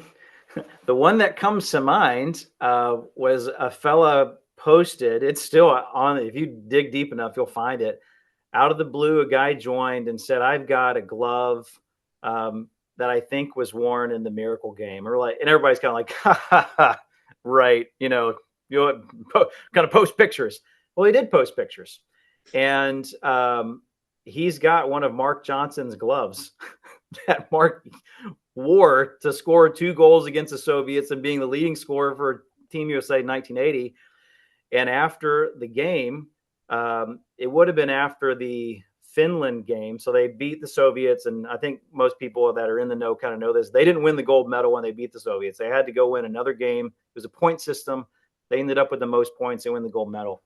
After the game, apparently Mark threw at least one of his gloves into the stands. And if you watch the replays, you'll see a lot of the players chucked gear into the stands in celebration. I'm sure they'd want that back now. Right. And well, anyway, I looked at this glove and I photo matched it to numerous games in the build up to the Olympics and throughout the Olympics, photo matched it to the Miracle game. I mean, it's like, wow, crap, right? Turns out there's a family connection. I can't talk about that for the person who, owns it, but they had a family connection to one of the players on the team. And I found video on YouTube of the lady in the stands hugging her family member as he walked off the ice wearing the glove. She reaches around him and you see her with the glove on her hand. It's like, this is insane, right?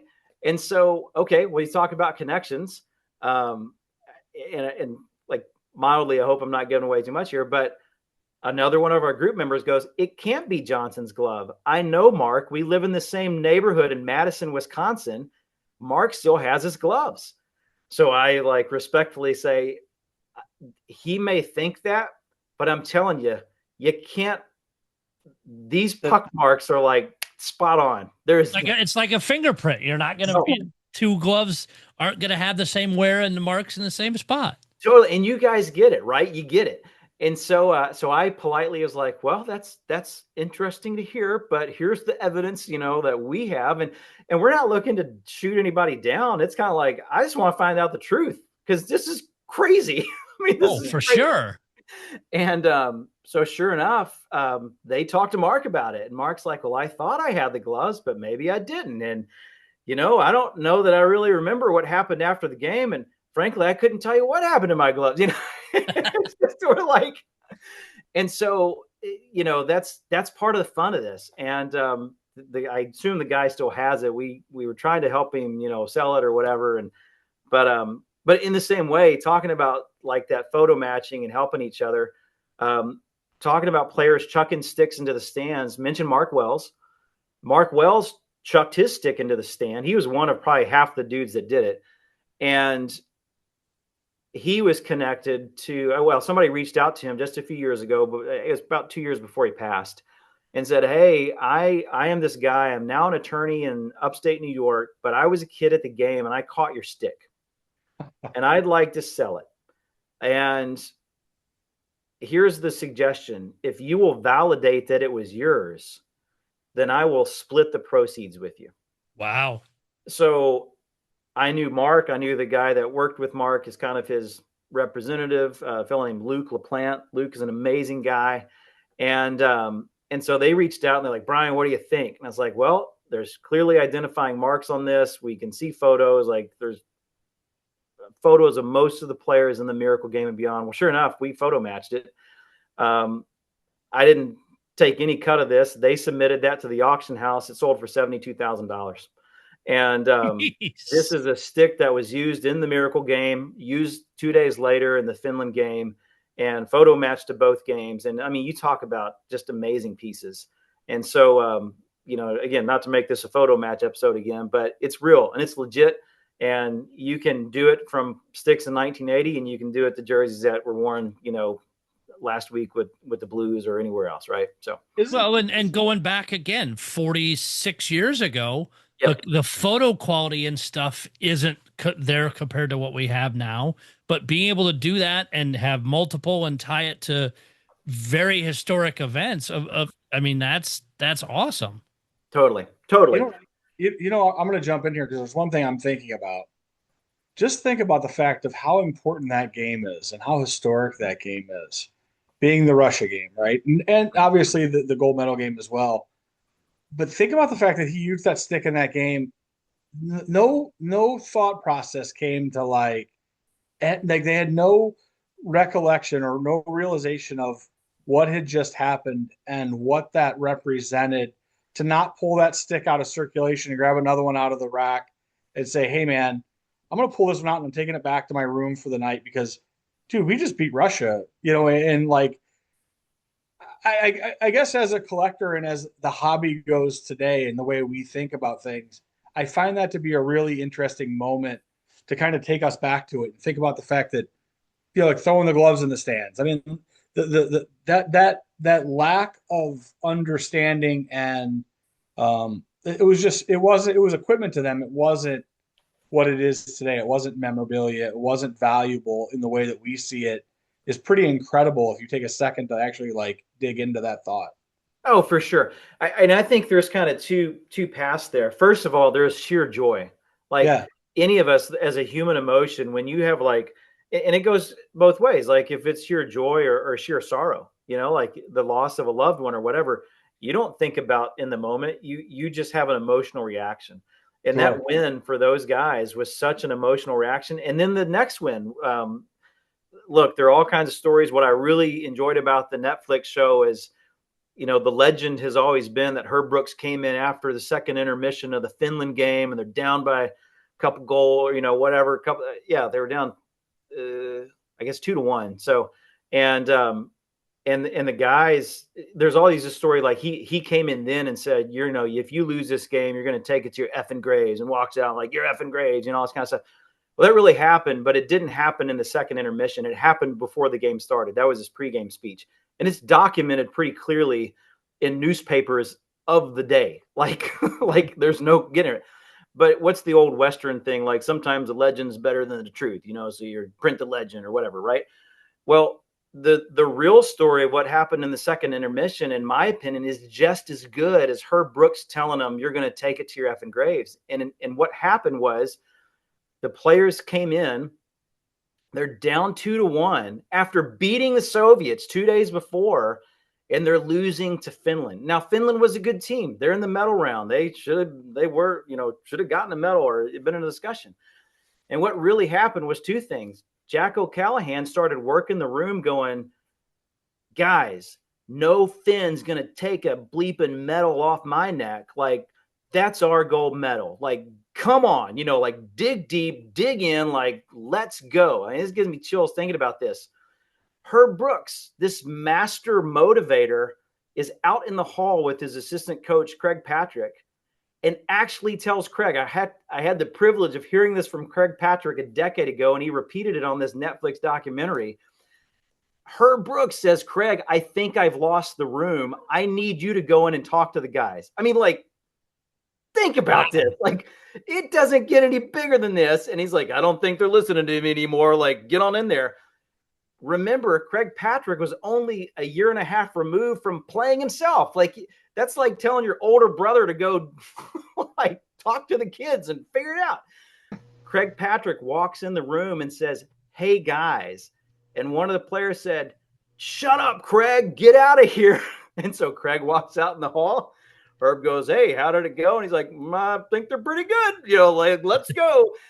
They go out, and as noted in the documentary, they claim of all the hockey they played, their best 20 minutes came in the third period against Finland to you know, come back and win that game. And so, like, what a story. Like, what an amazing circumstance. You get back to that sheer emotion. Like, there's so much that went into this. We talked about earlier about standing on giants. I am just an adamant believer, like every one of us on this call, probably most everybody listening, you can connect the dots. Like, think 6 degrees of Kevin Bacon. You, in your hockey journey in the United States, can connect the dots back to the Miracle Team, like straight up. And it probably won't take 6 degrees. we were probably not having this conversation if 1980, February 22nd, U.S. beating the Soviets didn't take place, right? That broke the glass ceiling for U.S. players. Mike Ramsey was the first round pick in NHL history. Ken Morrow would go to the Islanders and step right into that roster and win 4 straight Stanley Cups.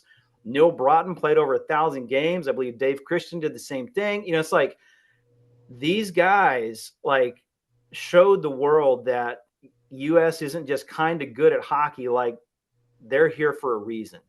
And we're all here because of them, like chasing our items or collecting whatever we want to collect, because hockey in the United States would not be where it is in 2026 had it not been for that 1980 team. Well said.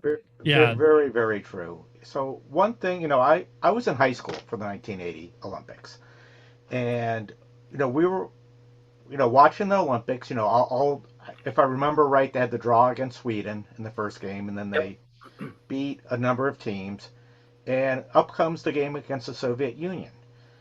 It was an afternoon game, and no one gave them a chance. And whatever, in their infinite wisdom, it was not broadcast live. The only people who saw that live were the people in the rink. It's on television. We had all heard about it that day on the radio for broadcasts and stuff. So when they showed it at night, it took all the drama out of it, but it was still unbelievable seeing it, that it actually happened. Yeah. And they were able to do it. And then, you know, I vividly remember, you know, the Finland game after that, you know, being down. It's just like, you know, they can't blow this now. And that third period was just incredible. Yeah. And this is from a fan's perspective, you know, watching it. And it was unbelievable. But I really wish the Soviet game would have been broadcast live. It's just So, like, Paul, were you a hockey fan? Like, did you grow up in a hockey environment? Yes. Yeah. Okay. Yeah. So it didn't. I always loved hockey, soccer, and the Olympics. So I guess the first memories I have of the Olympics would be like the '72 Winter Olympics. Yeah. Where was that? Sapporo, somewhere in Japan. Yeah. So yeah, and then Munich and the tragedy. Right. No, I was in Ohio at the time. Went to before that Columbus Owls games back in the IHL days. Oh, I love it. Oh yes, and you know, it was just a great game. You know, and we didn't have much hockey on TV. Now I remember the '72 Olympic team. If you know, that was entertaining. I was not born yet for the 1960 team, which is just as much of a miracle, but doesn't get, you know, true, yeah, the attention. You know, and remember, you know, we weren't in a Cold War then, you know, and it's was still, no one gave them a chance then. Totally. But it was just amazing seeing that game, even knowing the result. And I just don't know how. I'm sure if it was broadcast live and we had the chance to watch it live, I'm sure it's like, there's no way this is happening.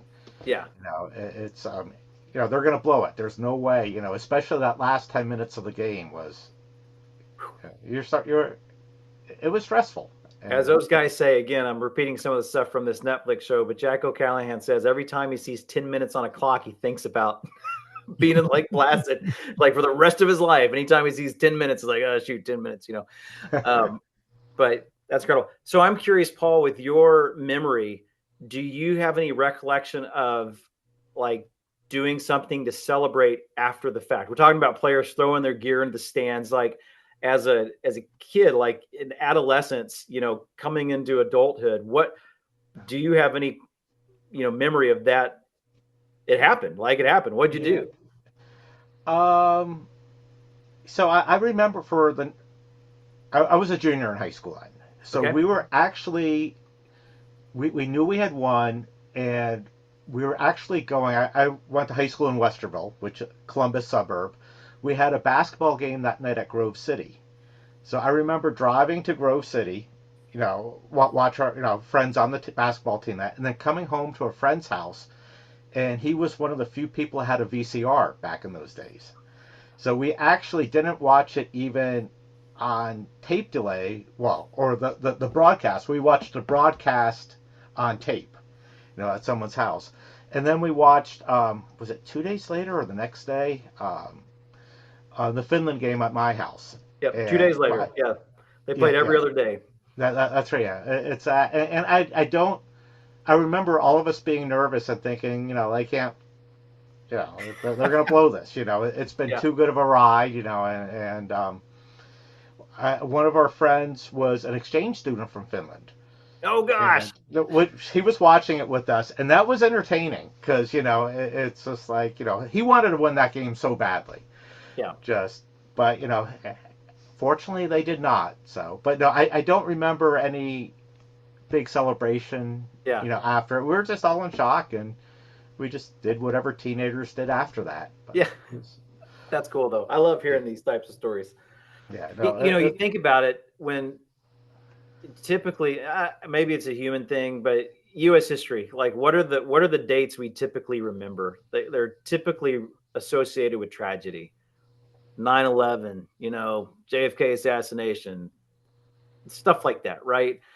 This is that bright spot where it's like, this is the one where it was good. This is the one where we came together because it was positive, and I don't know, that gets me fired up. You can tell I'm passionate about this stuff, but I just get excited about it. Well, and especially then too. Sorry to step on you, Paul. That being the Cold War time and the U.S. versus Russia and everything, and the world could end at any minute, kind of fear, and being the underdog and just kicking their butt. Oh, totally. There are some like non-sports historians that look at that game. I'm not sure I'm qualified to speak to this, but there's research out there that they look to that game as the first sort of chink in the armor for the fall of communism, that it exposed to people who were living in an oppressed system of government that what they were being told was not necessarily true. All right. I'm not trying to get into any big political discussion here on where we are now or whatever. I can just tell you, though, going back, that was like the first domino to fall, where these people living in the Soviet Union were like, wait a second, we're being told that we can't lose, not that we can't lose, that nobody can beat us. And it just happened. And it happened with a group of effectively college kids, against our, senior tenured athletes that have been playing together for over a decade. And it's like, it was as mind-blowing as it is for U.S. citizens to be on the winning side. I think there was like the equal and opposite reaction on the other side of what's going on here. This is impossible. Just where we think it's impossible, was impossible. Yeah. Like it's impossible there too. I mean, what a dichotomy of emotions all the way around. Yeah. How demoralizing it could be to that side. Like you said, is that propaganda, that whole we are superior to anybody else in every way, and our guys are so strong. And like you said, college kids smacked them around, and roughed them up pretty good and beat them. That's gonna take all the air out of your tires. Yep, totally. So, I had to look up the date on this. You jump forward a month, March 21st, 1980. That's when Jimmy Carter announced the boycott of the 1980 Summer Olympics. Which, we were all, we knew something was going to happen with the invasion of Afghanistan, that, in response to it. And then, after this tremendous high from winning, the hockey medal, and I can't remember what other medals the U.S. won. And Eric Heiden, speed skating. That's right. Was that the year he won 5? Yeah. Yes. He should have been the story of the Olympics, and he becomes sort of like second fiddle to the hockey team, right? Yeah. Well, which is just amazing. I'm trying to remember what other events happened in that 80 Winter Olympics. But then it's just like, okay, we got to go to Moscow in, the summer. This is when the Winter and Summer Olympics were on the same schedule. And we have that Soviet invasion of Afghanistan, and we boycott the Olympics, followed by the Soviet Union boycotting the 84 Olympics in LA. So it would have been, imagine, if the events were turned around and, we had announced the boycott before the Winter Olympics. And I can't even remember the date of the Afghanistan invasion. That's all. But I can remember the sports dates, but not, No, a 10-year war that was a big I'm part with of you. bringing down the Soviet Union. It's like, hey, I tuned into a hockey podcast and it turned into a social studies lesson. So, Yes. here we are. Yeah, everyone's checking dates right now. I can hear them giggling.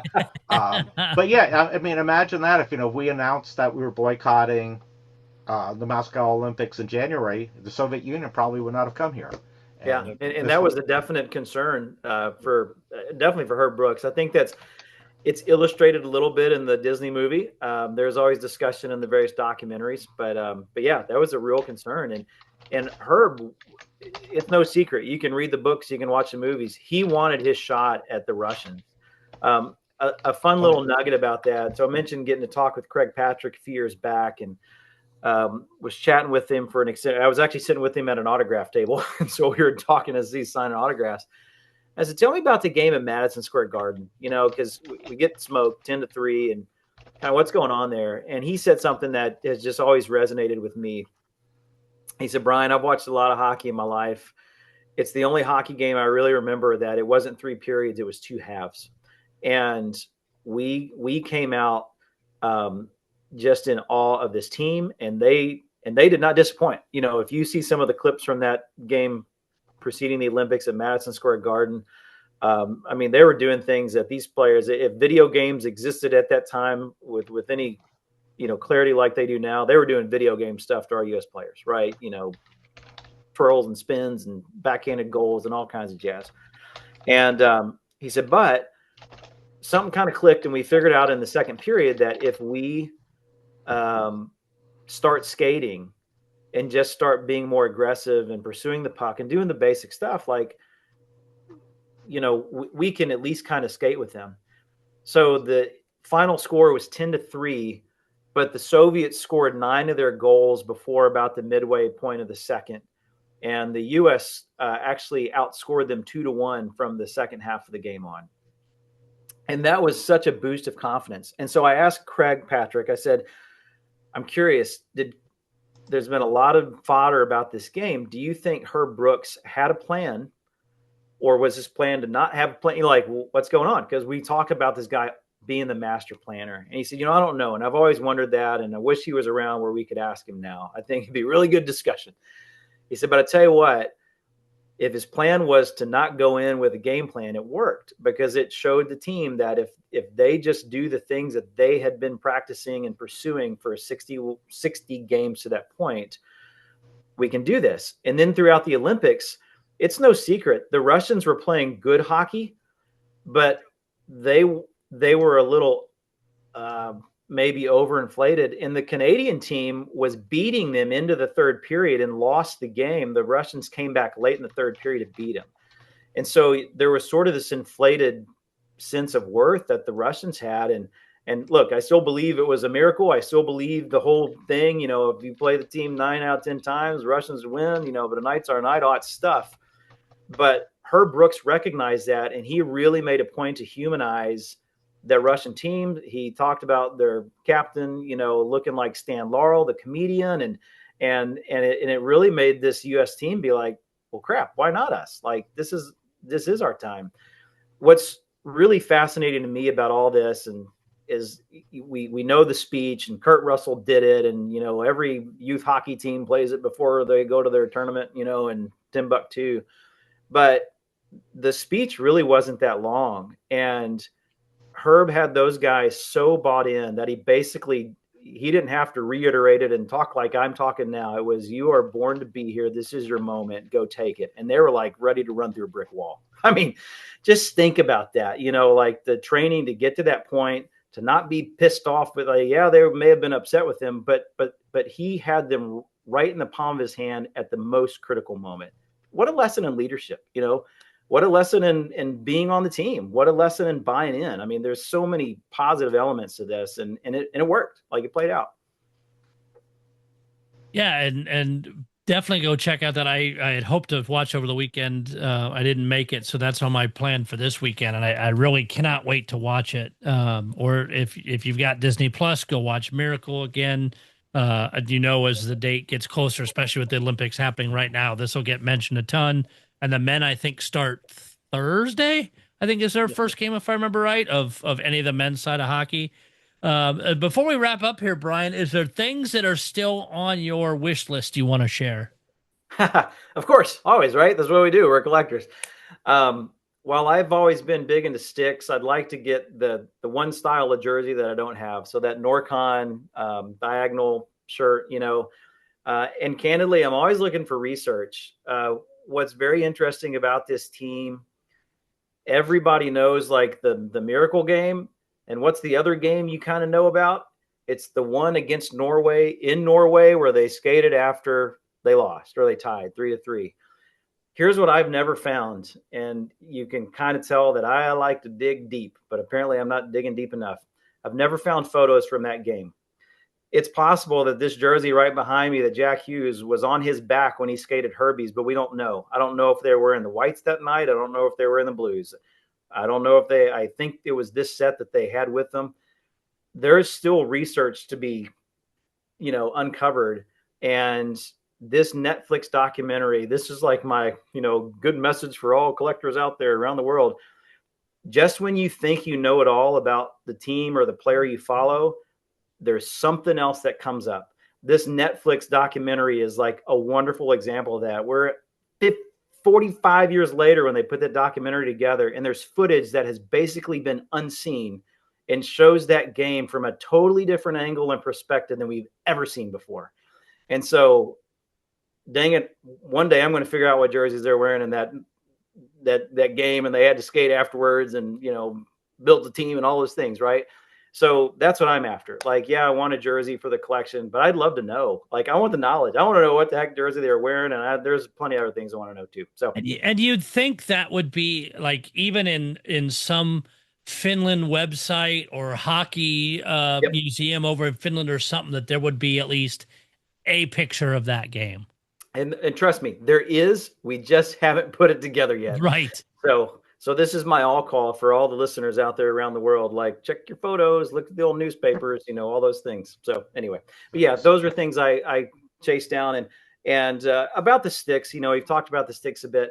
My goal is first to get a stick from every player from the 1980 team, 20 players total. I'm also interested in sticks of players that were cut from the team. Like I've got a Les Auger. He was one of the defensemen that was cut. I'd like to find a Jack Hughes, from 1979, or a Dave Delick, or, Tim Harrer, like players we know about. I think that'd be pretty cool to find some of those sticks. My goal with the sticks is to get as close to 1980 as possible. There's some sticks that I got there, and there are some sticks that are from their NHL days or whatever. So I'm always looking for sticks. If anybody wants to reach out and talk Miracle or sticks or whatever, I mentioned it earlier. You can find me. Join our group, 1980 Miracle and Ice Collectors on Facebook. I will warn you, if you don't answer the questions and agree to the group rules, you're not getting in the group. Like we are adamant about making sure people are in that are interested in being there. But come join us, and it's a lot of fun.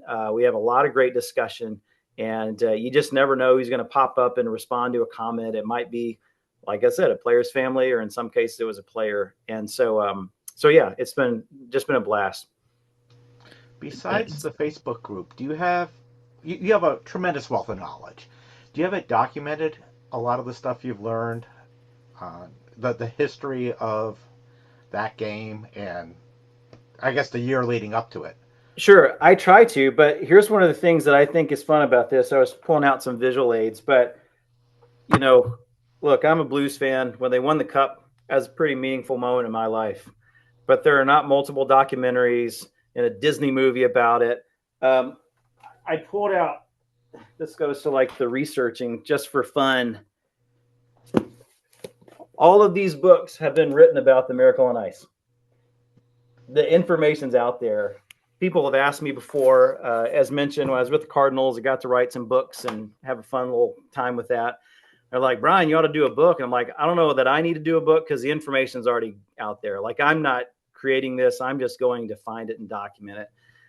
Maybe someday if I can find the time. Books take a lot of time to put together. And there's not a whole lot of money to be made in it. You do it for passion. But I've thought about writing a book about the journey to get all 20 sticks.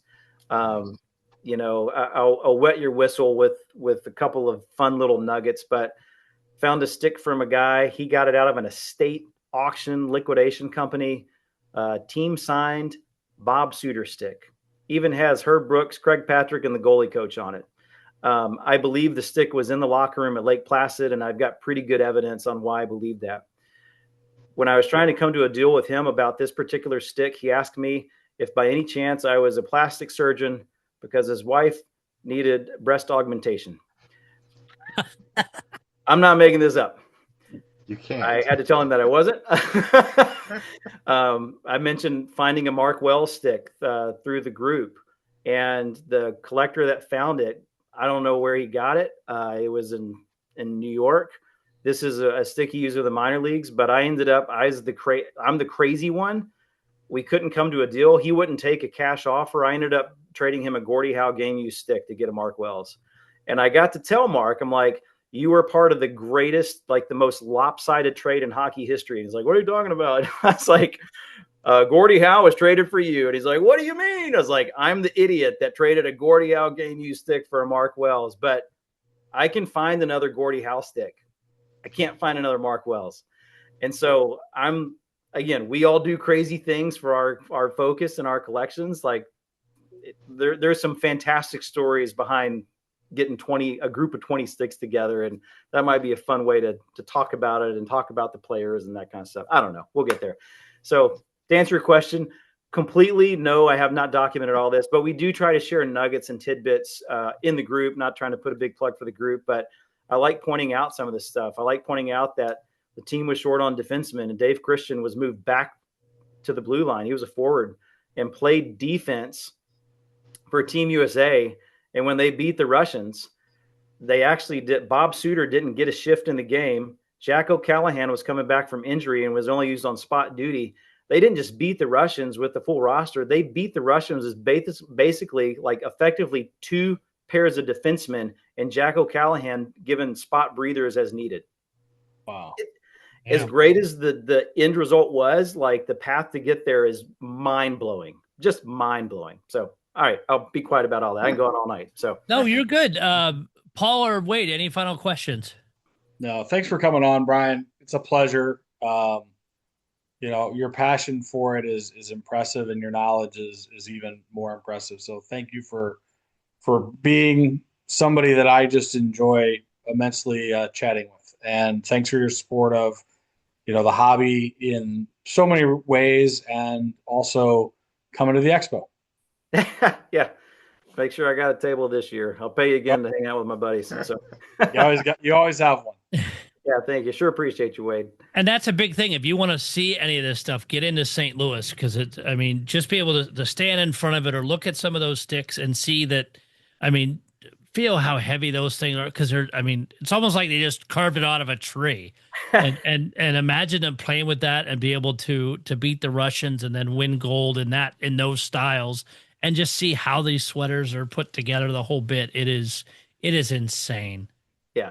And look, to be fair, and y'all know this, the stuff y'all bring blows me away. It's not like, I am kind of the weirdo in the room. I'm typically not selling stuff or whatever, but we're all there to share. There are things that blow me away. My son's a Marc-Andre Fleury guy. And, at the last expo, having Fleury jerseys in the room that was meaningful to me. Wade brought his Lindenwood collection a few years back. I live in the shadow of Lindenwood University, and that's been, just stuff that it's like, I didn't know it existed. And people say the same thing to me, like, I didn't know this is out there. It's like, yeah, it is. I'm the weirdo that chases it.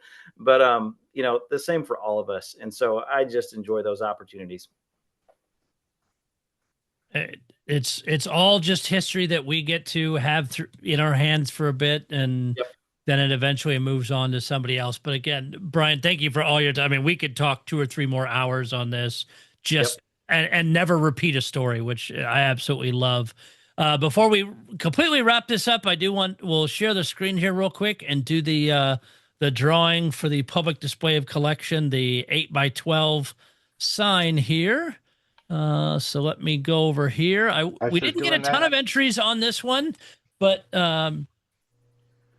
we'll take the ones we have, and I'll let you know the next contest that's coming up here soon. But here is the spin for the people that did, and I went across all the different ways that we post our podcast, because we got them in all ways as usual. So here we go.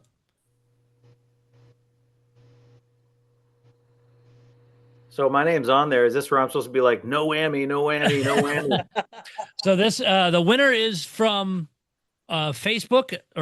I'm sorry, from YouTube. I will have to reach out and figure out exactly who that is because that's all they had up there. But congrats to JDubs715. And I took two answers because it got a little confusing. Is the answer he was in Nashville but also referenced DC, so I took either one of those. You were right, Brian. You were almost right there. If the wheel had gone just a little bit further. But yes, we will. I will reach out to them and we'll get you in touch with Public Display of Collection. And with that, please give us a like, follow, subscribe, share this podcast out. This one especially because there's such cool things to hear. If you want to come on, if you have ideas for the show, please reach out to one of us. We would definitely either like to have you on, and we will continue. Next episode, we'll get into another tips for new collectors, things like that. I know that's being well enjoyed. So lots more coming. Thank you very much, and we'll see you guys back next week.